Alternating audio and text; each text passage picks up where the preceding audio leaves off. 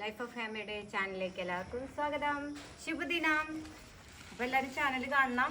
ഇതേ തൃക്കാക്കരപ്പന ഉണ്ടാക്കുന്ന ജോലിയിലാണ്. നമ്മളെല്ലാവരും വാങ്ങല്ലേ ചെയ്യാറ്. ഞാൻ എല്ലാ പ്രാവശ്യവും ഇങ്ങനെ ഉണ്ടാക്കും. അതായത് മണ്ണ് കിളച്ചെടുത്ത് എണ്ണ, കുറച്ച് എണ്ണയും വെള്ളവും കൂടിയിട്ട്, അതായത് നമ്മൾ വീട്ടിൽ യൂസ് ചെയ്യണ പപ്പടമൊക്കെ വറുക്കുമ്പോഴുള്ള ബാക്കി എണ്ണ വരില്ലേ, അത് ഇതിലേക്ക് ആഡ് ചെയ്താൽ മതി. ഓക്കെ, എന്നിട്ട് അത് മണ്ണുമായിട്ട് കുഴയ്ക്കുക. അപ്പോൾ ഇതൊക്കെ ഇങ്ങനെ കളിമണ്ണ് പോലെ കിട്ടും. നമ്മുടെ കൈ കണ്ടോ, പറ്റി പിടിക്കുകയില്ല.